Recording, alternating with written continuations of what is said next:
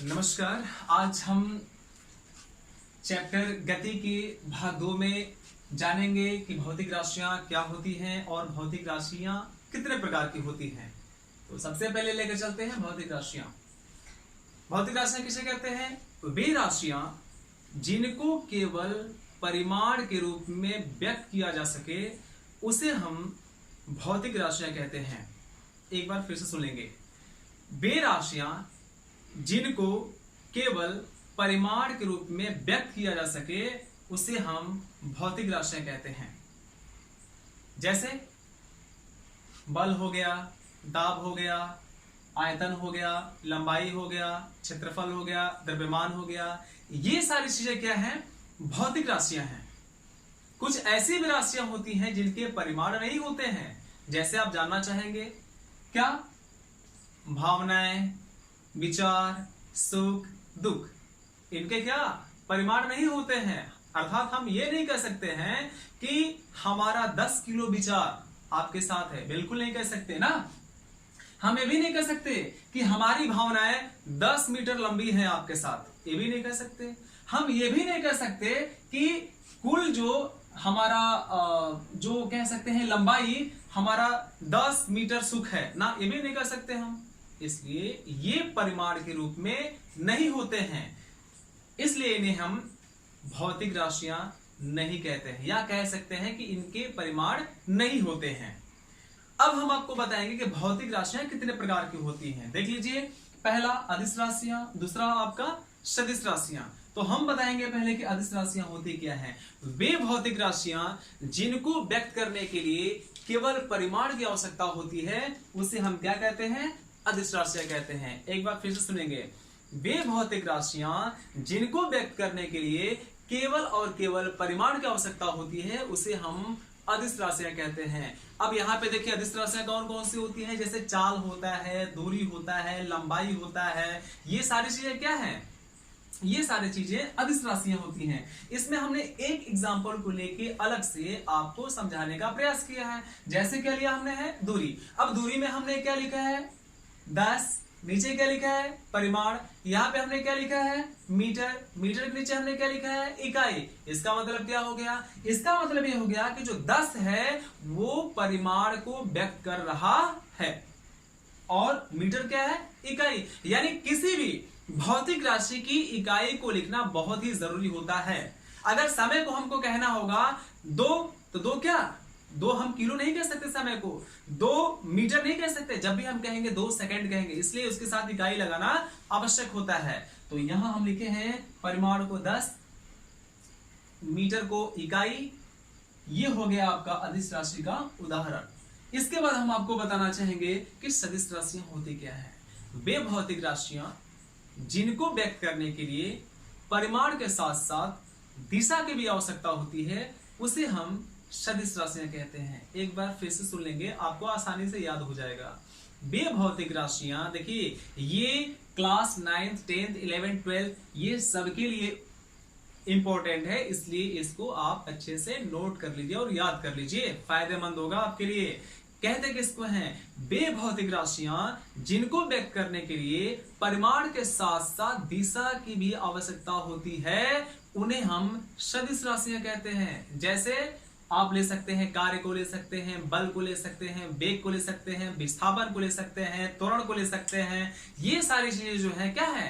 सदिश राशियां हैं। इनमें से मैंने केवल एक को अलग से लेके और उदाहरण के तौर पे समझाने का प्रयास किया है। जैसे क्या हमने लिया है बल को, और बल में क्या हमने लिखा है? 20 के नीचे परिमाण, अर्थात 20 न्यूटन जो बल है वो परिमाण कहलाता है आपका। यहां पे हमने न्यूटन, अर्थात न्यूटन क्या होता है? बल की इकाई होती है, मात्रक होता है। और यहां उत्तर हमने क्या लिखा है? दिशा लिखा है। यानी इसमें परिमाण और दिशा दोनों साथ साथ होते हैं, इसलिए इसको हम सदिश राशियां कहते हैं। बल जो है आपका, जैसे हम बल लगाते हैं किसी वस्तु पे तो ये दिशा निश्चित होता है कि हम किस दिशा में बल लगा रहे हैं। तो जिस दिशा में हम बल लगाते हैं उस दिशा में उसका परिमाण भी व्यक्त होता है। ये हो गया आपका सदिश राशियां। ठीक है, तो मुझे उम्मीद है कि आपको भौतिक राशियां और भौतिक राशियों के प्रकार दोनों की परिभाषाएं और उदाहरण आपको अच्छे से याद हो गए होंगे। इसके बाद हम चलते हैं नेक्स्ट टॉपिक में। ओके। जैसा कि आप देख सकते हैं, हमने अगला टॉपिक लिख दिया है दूरी, जिसको हम डिस्टेंस कहते हैं। दूरी का मतलब होता है कि दो बिंदुओं के बीच या दो बिंदुओं के जो मध्य पथ की जो लंबाई होती है उसे हम दूरी कहते हैं, डिस्टेंस कहते हैं। दरअसल दूरी को एक और तरीके से आप समझ सकते हैं अकॉर्डिंग टू दिस फिगर। जैसा कि हमने यहाँ पे एक लड़का बना दिया है, उसका घर बना दिया है और उस लड़के का स्कूल हमने बना दिया जहां पे वो पढ़ता है। मान लेते हैं यह लड़का अपने स्कूल के लिए जाता है, तो स्कूल जाने के अनेकों रास्ते हो सकते हैं। जैसा कि आप देख रहे हैं, यह लड़का हो सकता है कि ऐसे भी आ सकता है। मान लीजिए बीच में कहीं जलेबी की दुकान है, वह खाते हुए आ गया स्कूल पे। उसकी दुकान, मान लेते हैं कि उसका एक दोस्त है, उसके दोस्त के घर भी जाना है और अपने दोस्त के घर से होते हुए उसको स्कूल जाना है। थोड़ी लंबाई उसकी और बढ़ जाएगी, दूरी उसकी और बढ़ जाएगी। एक और यहां देख रहे हैं, मान लीजिए कि इसका मित्र श्याम है, ये अपने मित्र श्याम के यहाँ आता है, फिर श्याम को लेकर और स्कूल जाता है। तो इस तरह थोड़ी पथ की लंबाई और बढ़ जाएगी है। तो यहाँ पे 3 पथ की लंबाइयां हैं। ये कम घुमावदार है, इसलिए इसकी लंबाई 6.5 किलोमीटर है, और ये उससे थोड़ी ज्यादा घुमाव है, इसलिए इसकी लंबाई 8 किलोमीटर है। और ये ज्यादा घुमावदार रास्ता है, इसकी लंबाई जो है कि 10 किलोमीटर है।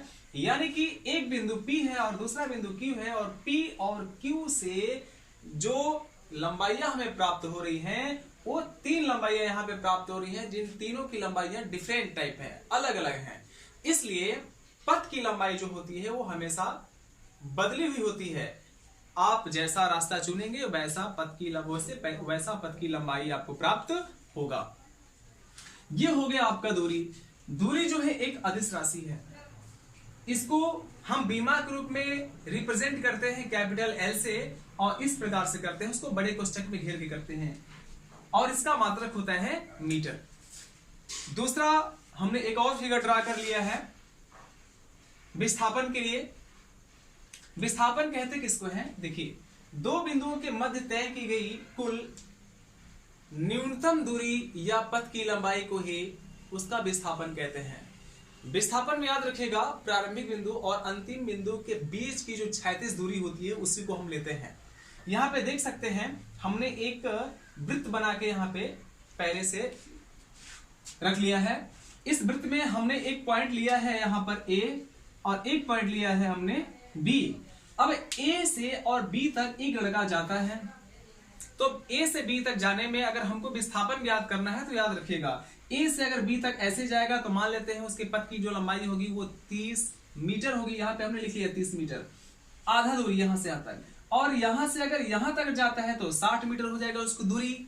लेकिन विस्थापन जब हम कहेंगे तो A से जब लड़का ऐसे B से होते हुए फिर A पर आएगा तो उसका विस्थापन 0 हो जाएगा। और A से B तक का हमको विस्थापन अगर ज्ञात करना होगा तो A से B तक का विस्थापन टोटल हमने मान रखा है 10 मीटर। इसलिए विस्थापन कभी भी हम लेते हैं तो प्रारंभिक बिंदु से लेकर और अंतिम बिंदु के बीच की क्षैतिज दूरी को लेते हैं या न्यूनतम लंबाई को लेते हैं। इसे ही हम विस्थापन कहते हैं। विस्थापन एक सदिश राशि है, अर्थात इसमें दिशा और परिमाण दोनों होते हैं, और इसको हम बीमा के रूप में कैपिटल S से रिप्रेजेंट करते हैं तथा इसका मात्रक मीटर होता है। जैसा कि विस्थापन में कुछ और भी उदाहरण के द्वारा हम आपको समझाना चाहेंगे। मान लीजिए यह आपका एक निर्देशांक है। इस निर्देशांक में मान लेते हैं कोई व्यक्ति पॉइंट O से और A तक चलता है। इसकी लंबाई 5 किलोमीटर है। फिर यहाँ A से और B तक चलता है और इसकी लंबाई भी 5 किलोमीटर है। फिर B से और चलता है C तक, जिसकी लंबाई 10 किलोमीटर है। और फिर C से चलता है D पे और इसकी भी लंबाई यानी दूरी जो है 5 किलोमीटर है। अगर हमको विस्थापन ज्ञात करना होगा तो इस D से O तक हम ज्ञात करते हैं। D से O तक की दूरी को ही हम विस्थापन कहते हैं। और यहां से यहां तक अगर 5 किलोमीटर है तो यहां से यहां तक भी आपका 5 किलोमीटर हो जाएगा। इसको हम आसानी से समझ सकते हैं।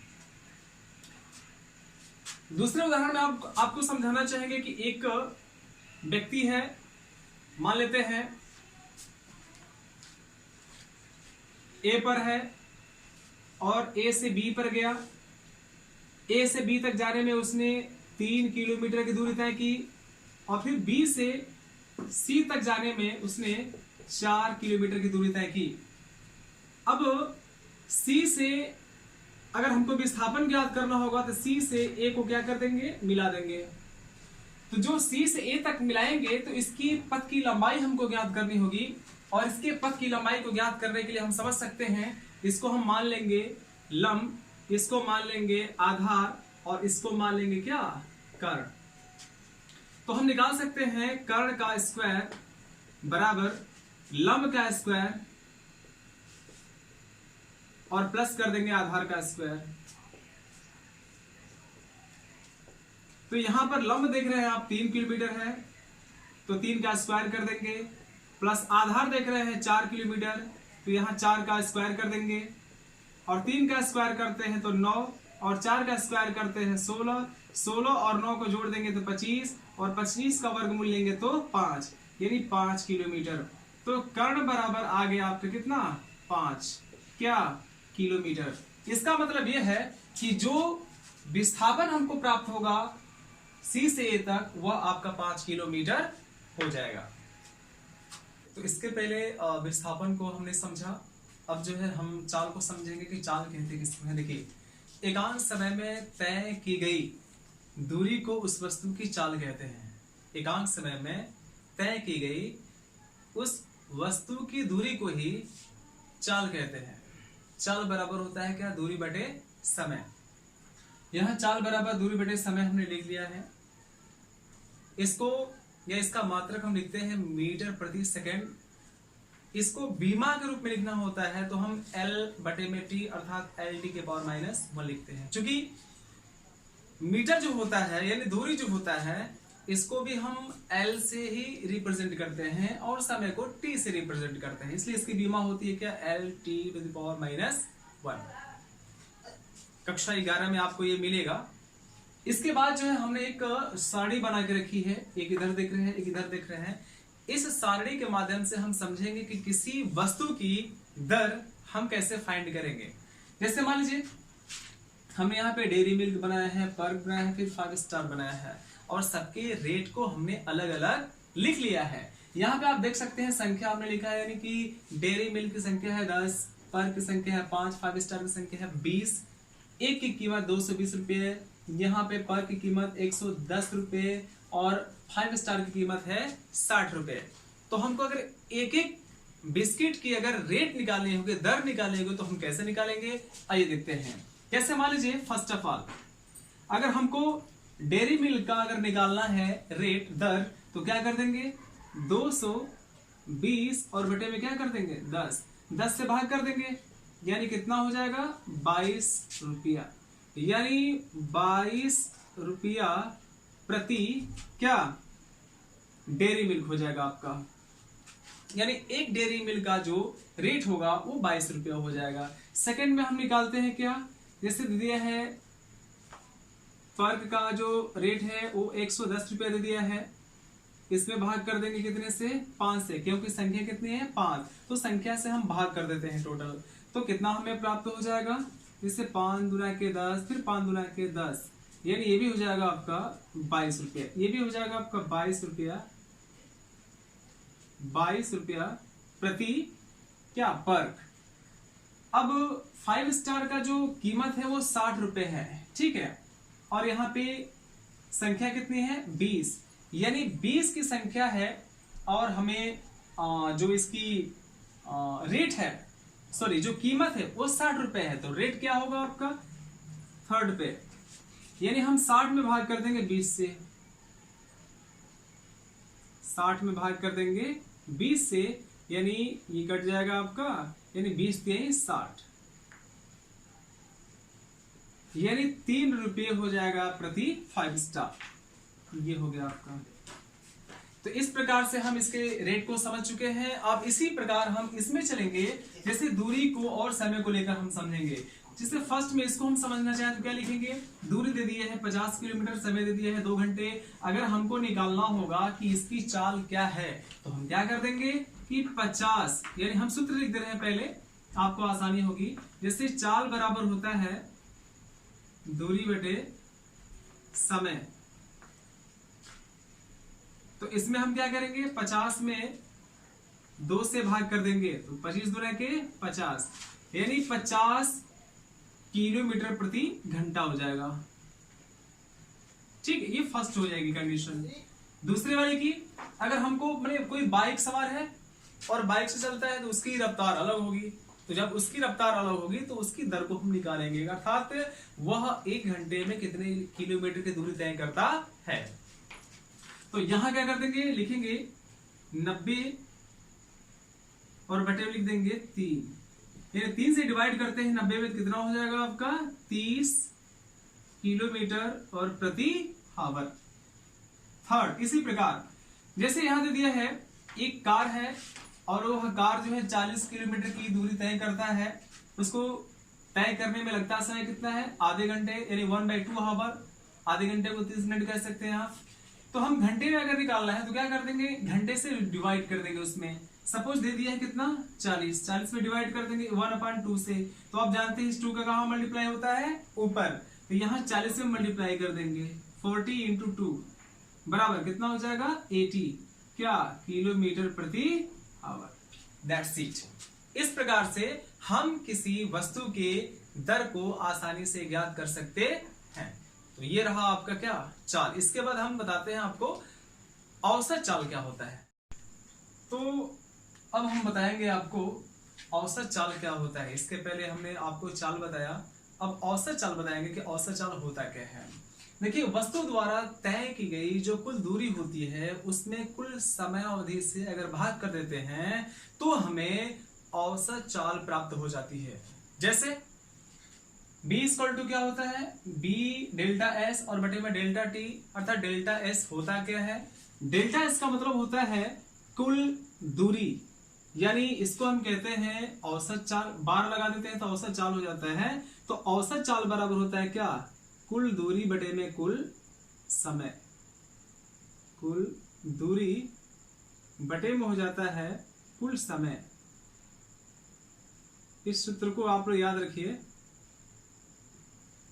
कुल दूरी बटे में कुल समय होता है, ये औसत चाल बराबर होता है। ठीक है, एक बार फिर से सुन लीजिए कि पूरी वस्तु द्वारा तय की गई जो कुल दूरी होती है उसमें कुल समय अवधि से अगर भाग कर देते हैं तो हमें औसत चाल प्राप्त हो जाती है। जैसे सपोज मान लीजिए, ऐसे भी समझ सकते हैं मोटे में कि हमने 2 किलोमीटर चला, फिर 4 किलोमीटर चला, फिर 10 किलोमीटर चला। 2 किलोमीटर चलने में हमको 2 मिनट का समय लगा, 4 किलोमीटर का 5 मिनट, फिर 10 किलोमीटर का तय करने में 12 मिनट। अर्थात हमें अगर औसत चाल निकालनी होगी, अपनी चाल निकालनी होगी, एवरेज निकालनी होगी, तो कैसे निकालेंगे, कुल दूरी को जोड़ देंगे और कुल समय को जोड़ देंगे। तो कुल दूरी को जोड़ के और कुल समय से क्या कर देंगे, भाग कर देंगे, तो हमें औसत चाल प्राप्त हो जाएगा।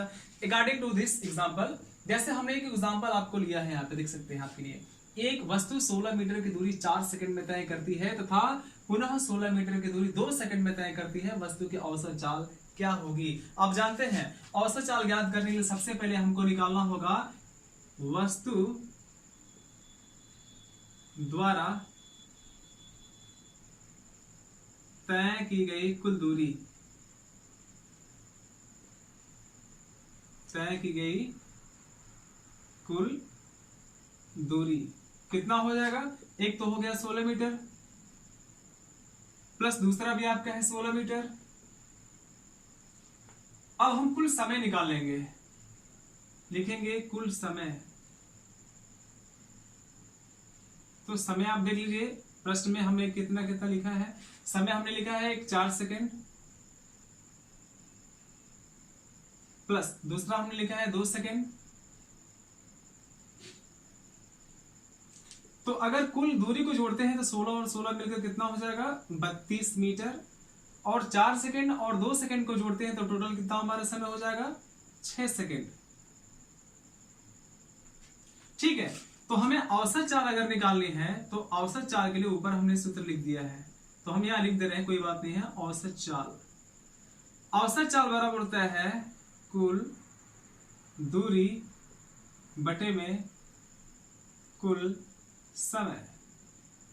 तो यहां पर कुल दूरी कितना हमें प्राप्त हो रहा है 32, कुल समय कितना प्राप्त हो रहा है 6 से डिवाइड कर दीजिए ना आप, 6 से डिवाइड कर दीजिए 32 में, क्या बच जाएगा 6 × 5 = 30, फिर यहाँ 2 बचेगा 0, फिर दशमलव लगाएंगे और 6 × 3 = 18, फिर 2 बचेगा 0। इस तरह से भाग चलती जाएगी आपकी। तो हम लिख सकते हैं 5.3 प्राप्त हो जाएगा आपको 5.3 मीटर प्रति सेकेंड, यही औसत चाल हो जाएगी। तो वीडियो अगर आपको अच्छा लगा हो तो लाइक, कमेंट, शेयर जरूर करें और साथ ही सब्सक्राइब करें और बेल आइकॉन को प्रेस करिए ताकि आने वाली वीडियोस की नोटिफिकेशन आप तक आसानी से पहुंच जाए।